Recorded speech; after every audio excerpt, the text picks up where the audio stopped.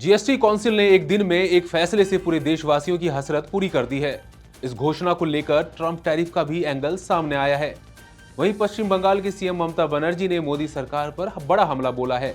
उन्होंने केंद्र सरकार पर अमेरिका और चीन के सामने भीख मांगने का आरोप लगाया है। साथ ही मनीषा केस को लेकर सोशल मीडिया पर उड़ रही बातों से परिजन काफी परेशान हैं। उन्होंने इसकी शिकायत एसपी से की है। नमस्कार, मैं हूं आदित्य। इंडिया.com के स्पेशल शो इंडिया एट 9 में आपका स्वागत है। आइए चलते हैं पहली बड़ी खबर पर। जीएसटी काउंसिल ने बुधवार को एक साथ ही सबकी हसरत पूरी कर दी है। दावा किया जा रहा है कि राज्य सरकारों से लेकर मिडिल क्लास और बिजनेस क्लास तक की हसरत पूरी कर दी गई है। जीएसटी सुधार का ये ऐलान काउंसिल की मीटिंग के दौरान किया गया। इसका संकेत पीएम नरेंद्र मोदी ने इस साल 15 अगस्त को अपने भाषण में दिया था। बुधवार को बड़े बदलावों की घोषणा की गई जो 22 सितंबर से लागू होंगे। नई व्यवस्था में टैक्स के अब दो ही स्लैब होंगे। ये केवल 5 और 18% के स्लैब होंगे। इसके अलावा सुपर लग्जरी और हानिकारक उत्पादों के लिए 40% का एक अलग से स्लैब बनाया गया है। नई दरों के लागू होने के बाद रोजमर्रा की कई चीजें सस्ती हो जाएंगी। साथ ही मिडिल क्लास का जीवन भी पहले के मुकाबले आसान हो जाएगा। बिजनेस की लागत और ऑपरेशन कॉस्ट में भी कमी आ जाएगी। साथ ही टैक्स संबंधी उलझनें कम होंगी। राज्यों को टैक्स से होने वाली आमदनी बढ़ेगी और मदद के लिए केंद्र पर उनकी निर्भरता भी कम होगी। साथ ही ये भी कहा जा रहा है कि नई दरों के लागू होने से रेवेन्यू कलेक्शन में करीब 40,000 करोड़ की कमी आ सकती है। केंद्र सरकार इसे बड़ा जीएसटी सुधार बता रही है, वहीं विपक्ष ने इसे देर से उठाया गया कदम बताया है।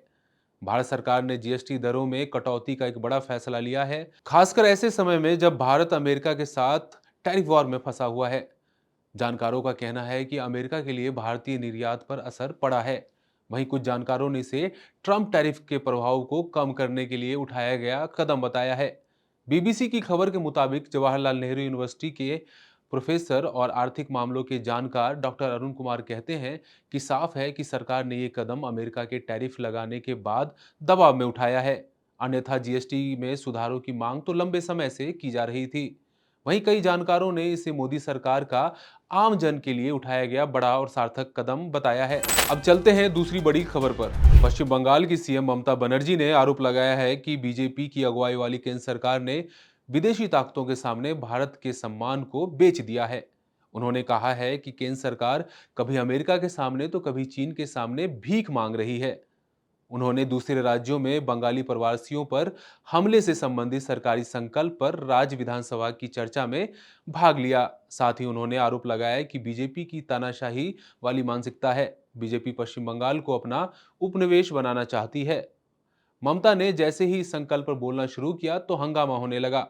उन्होंने कहा कि बीजेपी ने विदेशी ताकतों के सामने भारत की प्रतिष्ठा को बेच दी है। केंद्र सरकार चीन और अमेरिका के सामने गिड़गिड़ा रही है। सीएम ममता ने आगे कहा कि वो लोग देश नहीं चला सकते, राष्ट्र के हितों की रक्षा नहीं कर सकते, फिर भी हमें उपदेश देने की हिम्मत रखते हैं। ममता ने बीजेपी के ऊपर बीजेपी शासित राज्यों में बंगाली प्रवासी श्रमिकों पर कथित हमले पर चर्चा को रोकने का भी आरोप लगाया है।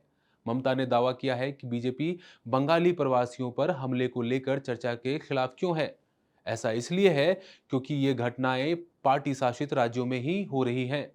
वे सच्चाई को दबाना चाहते हैं। इस दौरान सदन में बीजेपी और टीएमसी विधायकों के बीच तीखी नोकझोंक देखने को मिली है। अब चलते हैं तीसरी बड़ी खबर पर। हरियाणा की भिवानी की शिक्षिका मनीषा की मौत मामले की जांच के लिए सीबीआई टीम बुधवार को उसके गांव पहुंच गई है।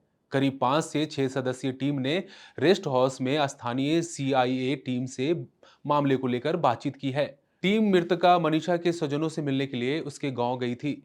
पुलिस अब तक की जांच रिपोर्ट और बाकी के सबूतों को सीबीआई के हाथों सौंप दी है। वहीं इस बीच मनीषा के पिता संजय लगातार मांग कर रहे हैं कि मनीषा को जल्द से जल्द इंसाफ मिले। साथ ही उन्होंने कहा कि मनीषा सही थी।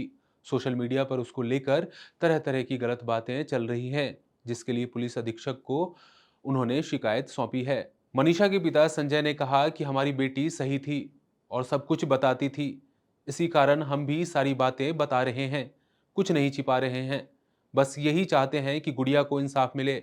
उन्होंने बताया कि मनीषा पिछले 2 साल से नर्सिंग कोर्स के लिए प्रयास कर रही थी।